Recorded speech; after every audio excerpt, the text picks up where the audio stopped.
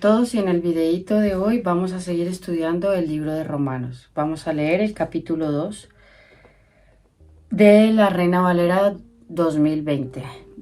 Entonces dice: por tanto, tú que juzgas no tienes excusa, sin importar quién seas, pues al juzgar a otro te condenas a ti mismo, porque tú que juzgas a los demás haces lo mismo. Pero sabemos que el juicio de Dios contra los que practican tales cosas se ajusta a la verdad. Y tú, que juzgas a los que hacen tales cosas, pero haces lo mismo, ¿acaso piensas que escaparás del juicio de Dios? ¿O acaso menosprecias las riquezas de su bondad, paciencia y generosidad, e ignoras que su bondad te guía al arrepentimiento? Pero por la dureza y la obstinación de tu corazón, vas acumulando ira contra ti mismo para el día de la ira, cuando Dios revelará su justo juicio y pagará a cada uno conforme a sus obras. Vida eterna a los que, al perseverar en hacer el bien, buscan gloria, honra e inmortalidad. Pero castigará con ira y enojo a los que por ambición personal no obedecen a la verdad, sino que obedecen a la injusticia.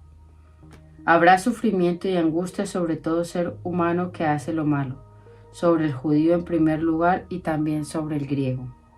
En cambio, habrá gloria y honra y paz a todo el que hace lo bueno, al judío en primer lugar y al griego. Porque Dios no favorece a unas personas más que a otras. Así pues, todos los que han pecado sin estar bajo la ley, también perecerán sin intervención de la ley. Y todos los que bajo la ley han pecado, por la ley serán juzgados.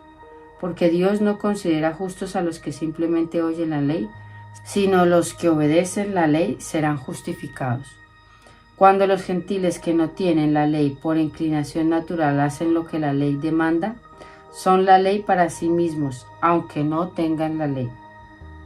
Pues muestran el efecto de la ley escrita en sus corazones, de lo cual da testimonio su conciencia, y los acusarán a los defenderán sus propios razonamientos.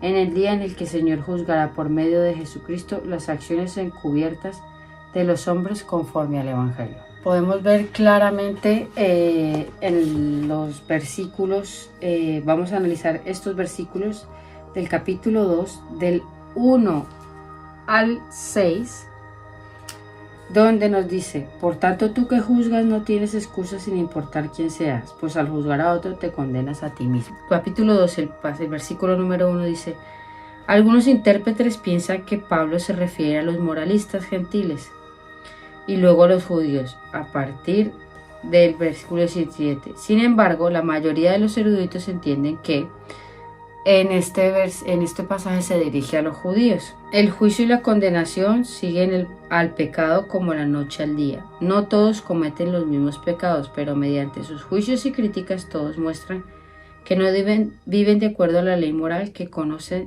nadie ni tienen excusas. ¿Aquí qué quiere decir? Dice: por tanto, tú que juzgas, eso quiere decir cualquier persona que juzga a otra persona tiene que ser libre de ese pecado. Un claro ejemplo, por ejemplo, si yo hablo con una persona y le digo: no fumes, no bebas, no metas droga, pero yo lo hago, es como que lo que yo estoy diciendo no lo estoy aplicando en mi vida, entonces no correspondería. O sea, si yo juzgo a esa persona por esos actos que comete, aunque no soy nadie para juzgar a nadie, pero si yo quiero juzgar, exhortar o corregir a una persona por los pecados que esta persona comete, yo tengo que hallarme irreprensible en esos pecados. Pero no solo en eso, sino que yo como ser humano, como cristiana que soy, tengo que estar irreprensible, que si yo en mi labor, por ejemplo, de hermana, de esposa, de madre, de alguna persona que tiene a cargo a otra persona, que yo quiero corregirla con amor, que yo quiero corregirla, yo no puedo pedirle a una persona que haga algo que yo no hago. ¿Me entiendes? Yo no puedo decirle a una persona que no se drogue si yo lo estoy haciendo, porque es como absurdo, ¿no?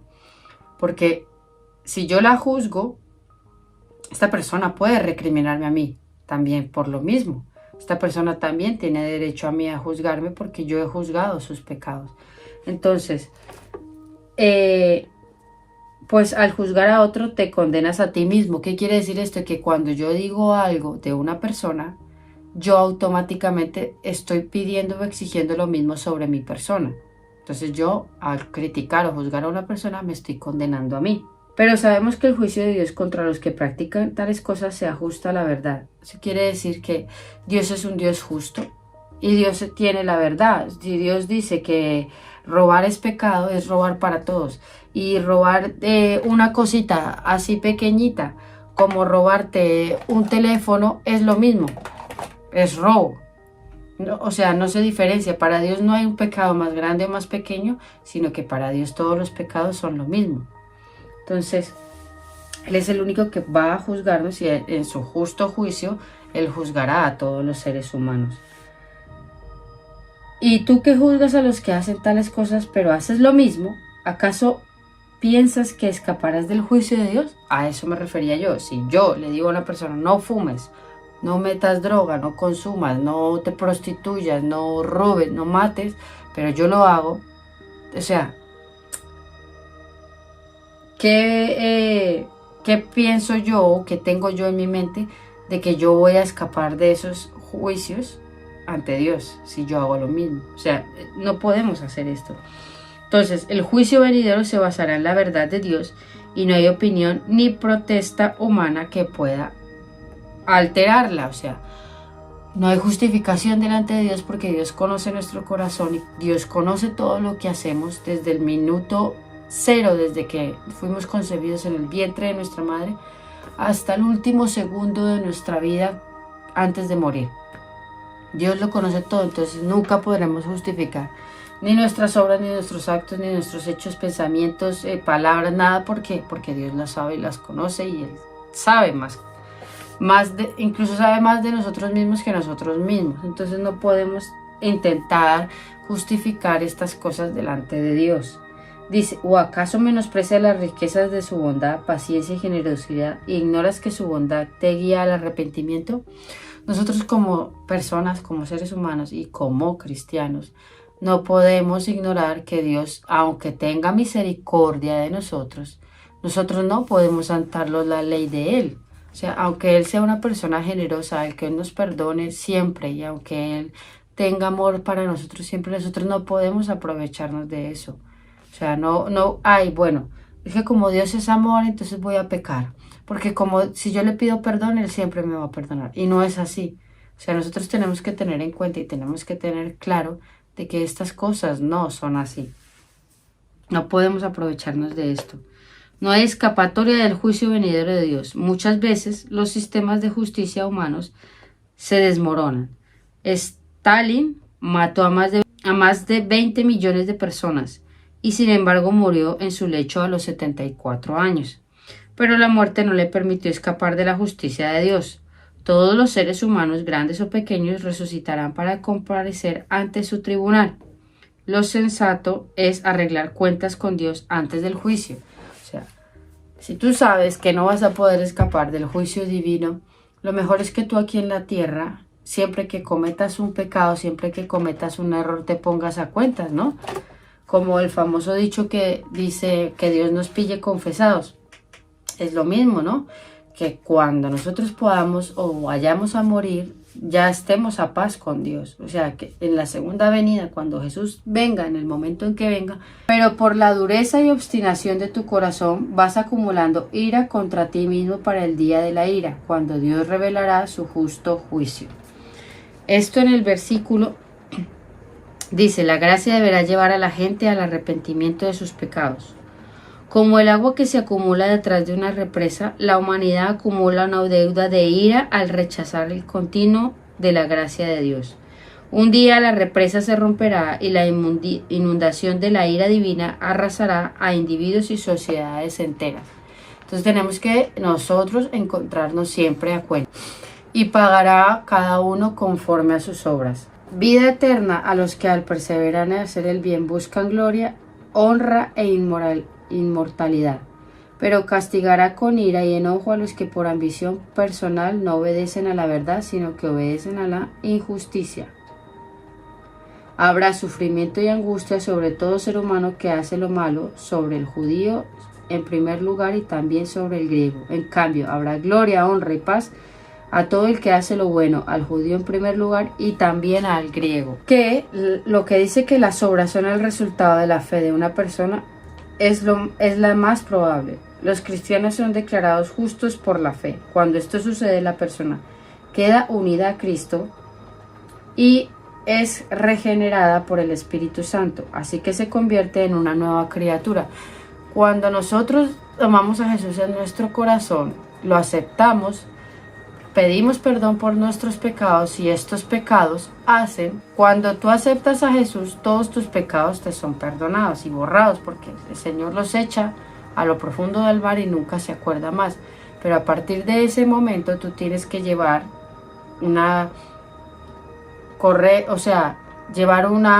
arrepentimiento diario de las cosas que cometes y en la medida de lo posible tú intentar no cometer pecados. Entonces, la persona queda unida a Cristo en regeneración por el Espíritu Santo, así que se convierte en una nueva criatura, creada para buenas obras, como escribió Pablo. Porque en Cristo Jesús ni la circuncisión vale algo ni la incircuncisión, sino la fe que obra por el amor.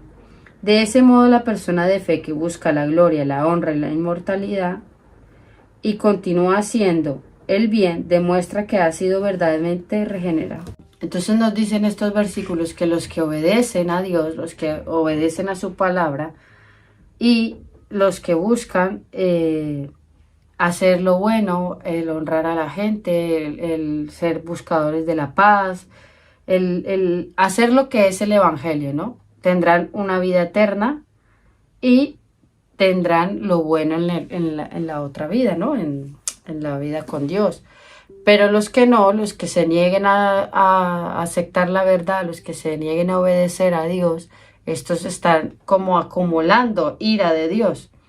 Ahora mismo tú podrás pensar, ay, es que yo conozco una persona que es mala, que no cree en Dios, y todo le va bien, todo le funciona, tiene dinero, no tiene problemas, no sé qué. Sí, pero esta persona está acumulando constantemente cosas en contra de Dios. Y en el día del juicio, esta persona pudo haber vivido bien aquí en la tierra, pero está acumulando esa ira de Dios y Dios va a desatar su ira con aquellos que le desobedecieron, con aquellos que le rechazaron, que ignoraron sus llamados y que hicieron lo malo delante de Dios, que incluso hay gente que llega a tal grado de maldad que hace aposta y adrede las cosas en contra de Dios y que no le importa hacerlo. Entonces esta gente pues va a cosechar esto, ¿no? La ira de Dios. Y eso es lo que le va a esperar en la vida eterna, ¿no? El castigo, el infierno, la tortura continua de su alma y que no va a tener nunca fin esto. Entonces nosotros tenemos que ser sabios, nosotros tenemos que ser personas prudentes. Y si tú vas a exhortar a alguien, si tú vas a darle un consejo a alguien, hacerlo en la medida de lo posible con todo el amor posible que tú tengas y no hacer que esa persona se sienta juzgada, sino intentar hacer como dicen, una crítica constructiva, ¿no? Hacer que esa persona se pueda dar cuenta de que la vida que está llevando no lo está haciendo bien, sino que está haciendo que tanto esa persona se autodestruya como que esa persona esté acumulando ira en contra de Dios. ¿Por qué? Porque, por ejemplo, una persona que se droga, que se tatúa, que se mutila, que se corta, que se amputa, hay tanta depravación en el mundo, gente que se hace remodelaciones faciales. Y no estoy hablando solamente de operarse los labios o la nariz o cosas, no, estoy hablando de gente que se parte la lengua para querer ser un reptil, o gente que se tatúa todo lo blanco del ojo para tener los ojos como si fueran demonios, o gente que se opera las orejas para tenerlas como los duendes, un montón de cosas que se están haciendo últimamente los seres humanos. ¿Por qué? Porque el enemigo lo que quiere es desfigurar la creación de Dios. Si Dios nos hizo a su imagen y semejanza es porque Dios es como nosotros. Entonces el enemigo no quiere que nosotros seamos como Dios, ni siquiera físicamente. Entonces, ¿qué va a hacer? Va a destruirnos, va a meternos ideas, culturas, modas en nuestra mente para que nosotros queramos modificar nuestra apariencia física.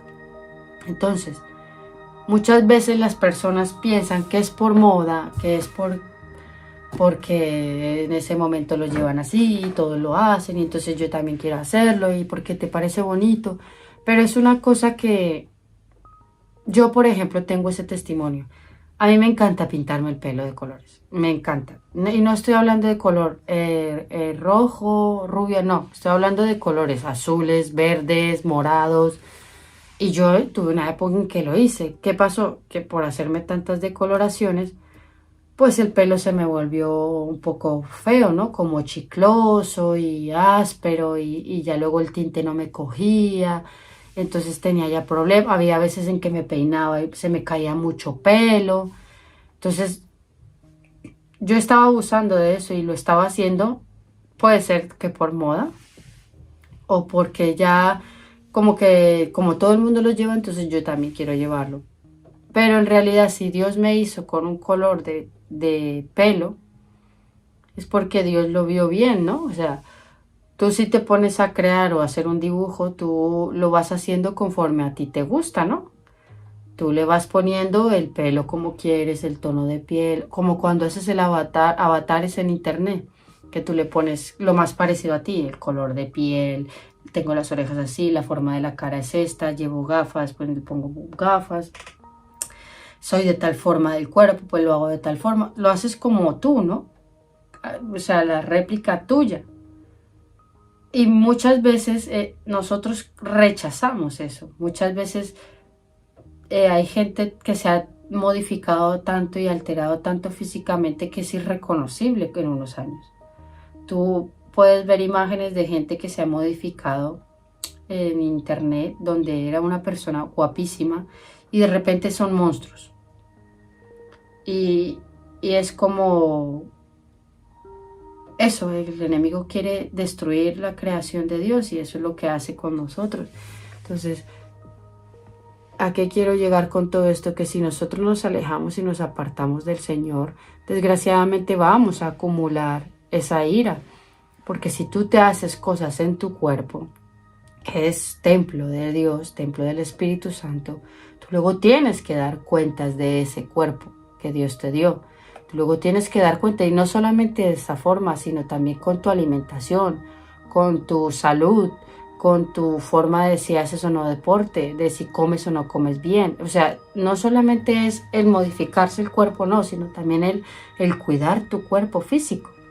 O sea, si Dios a ti dijo o te determinó en tener un tipo de cuerpo, yo qué sé, de entre 60 y 70 kilos, pero tú pesas 120, estás alterando y modificando ese templo del Espíritu Santo. Estás llevando tu cuerpo al límite, estás enfermándote y estás teniendo contrariedades en tu salud por tu culpa.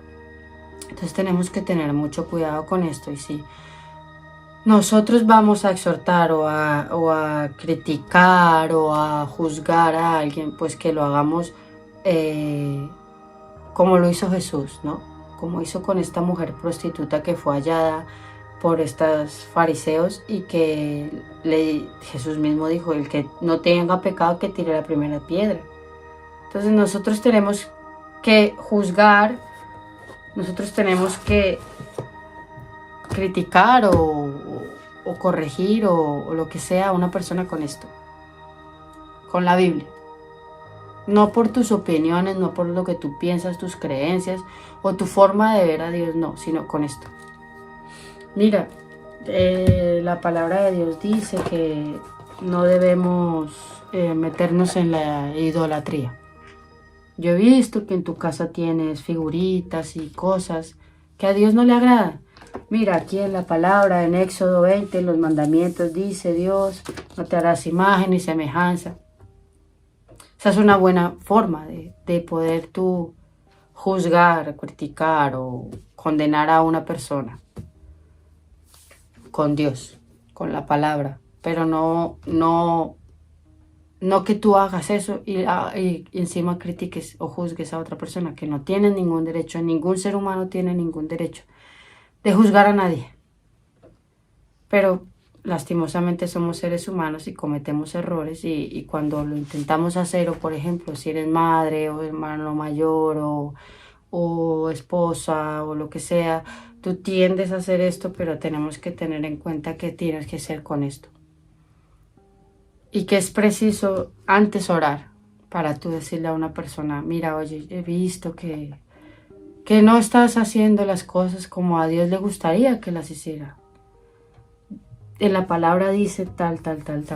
¿Sabes? Que sea el mismo Dios el que le hable, ¿no? Que sea el mismo Dios el que le haga entender de su pecado y le haga comprender que la forma o la manera en la que está viviendo no es la adecuada y la correcta, la que Dios quiere. Entonces, eso es lo que quería dejarles en reflexionar de este capítulo 2 de Romanos y espero que el próximo videito seguiremos analizando la otra parte. Hasta la próxima, no se olviden de dar like, suscribirse al canal, comentarme si tienen alguna sugerencia y compartir el video con todo aquel al que creen que le puede venir bien esta información. Hasta pronto y que Dios los bendiga a todos.